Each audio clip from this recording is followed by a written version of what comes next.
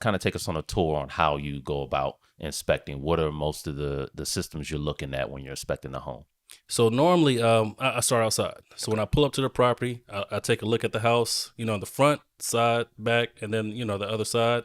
I walk around normally clockwise, Okay. every time, because when I'm ever like at home, like trying to think about things I saw, it has to be done the same way because I'll remember it in order. Muscle memory. Yeah, muscle memory. Yep. Yeah. So we'll start outside, look at the grading foundation, because the main thing with homes and kind of keeping up with your house is make sure water flows away from your foundation, because normally water is the most destructive force when it comes to your foundation of your home, and normally your foundation is the most expensive item when it comes to your house. So I'll look at that. I'll look at the HVAC system outside. I'll look at the electrical meter outside. We'll look at the roof covering to make sure it's in good shape. Once we check off everything outside, the grade, like I said, the grading and landscaping, we'll go inside. And I normally go to the areas furthest from the kitchen.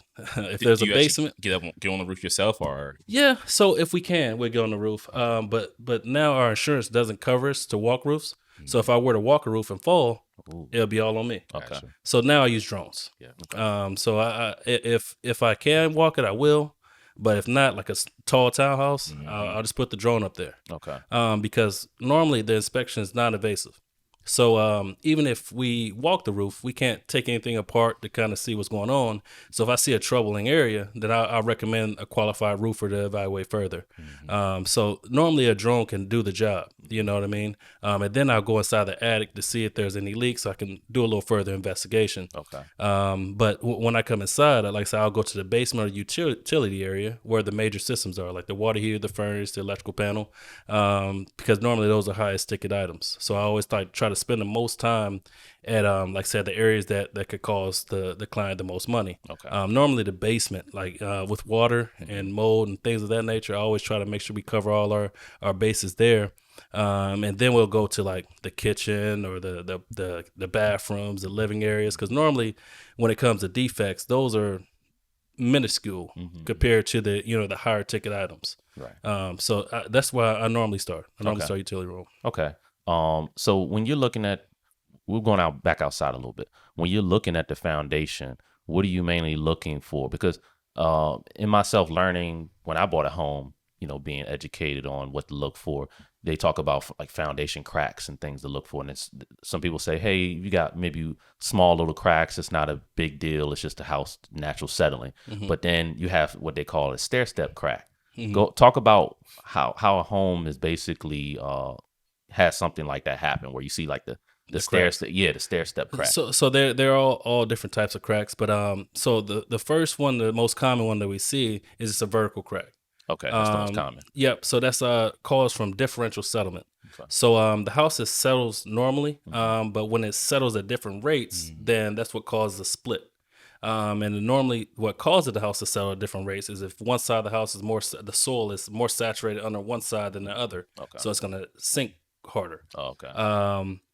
The step cracks that you're talking about, normally I see those in like older homes. If I see like, if it follows like the mortar roll or if it's a brick home, that's because of it's what's called a lintel around your doors and windows. And over time, it's a metal beam. As that metal beam rusts and deteriorates, the weight of the bricks begin to sag. So normally that's a lintel defect, not necessarily a foundation issue, but it's just the support for the opening is giving way, and that's causing some settlement there. And from the effects of that, what are you able to notice anything inside of the home? Any effects, visual effects, like cracks in the wall or something like that? Sometimes, if it's extreme, absolutely. Okay. So with a bad case, we will see cracks inside. But with an older home, normally you won't see as much movement. But normally cracks when they're wider than a quarter inch, like you're wider than your cell phone, that's when it's a major issue, and that's when you'll start seeing cracks inside the house. So when you see something like that and you tell the customer, hey, I see a major defect in this household, do they typically ask for, hey, how much would this cost? And can you provide that? Like, hey, this might cost you, $20,000 to fix. Is that under your scope? Yeah, so we can give ranges. Okay. So we try not to be alarmists. And one thing that helps us not alarm or scare our clients is our knowledge base of if the price is going to be a small price or large price. Like we can say like, oh, this is a major concern. but it could be $100 a fix, or this could be a major concern. It could be 20,000. Okay. So normally smaller cracks are around, a few $100 and they can seal on the outside normally. But if you have a large crack, normally, your foundation wall is pretty thick. So if you see a crack on the outside, that means it cracked all the way through. So they would have to do like an injection inside to fill it from the inside out to make sure it doesn't reopen. Even for a small crack? Well, no, a wider crack. Oh, I'm sorry. with a wider So crack. a smaller crack you can normally seal on the outside. Okay, but something that's, what was the size again? It's Like just a quarter inch, like quarter wider inch, than your okay. cell phone. Like Oh, that's okay. a good base. If you could put your whole finger in a crack, that's Oh, probably not that's not a good thing. Okay. The other cracks we see are horizontal cracks. Those are probably the worst. If you go in the basement, you see like a horizontal, like Straight on across. the hole across the wall. That's due to like the soil, like the freeze and thaw cycle. So when the soil is saturated and it freezes, it expands, and when it expands, it puts pressure against the foundational wall. Okay. Hydrostatic pressure. But that's just due to moisture in the soil. So that's the worst type of crack, because that's like it's a lot of pressure pushing up against the house, and normally that takes a lot to kind of stop it. So they'll use strapping and things like that. But normally those are the cracks that we don't like to see, the horizontal ones. So while you're doing all this, do you recommend the client being with you or standing to the side? With me, With for you? sure. Okay. So I don't mind, like, after the inspection, we could discuss everything that we put in the inspection report.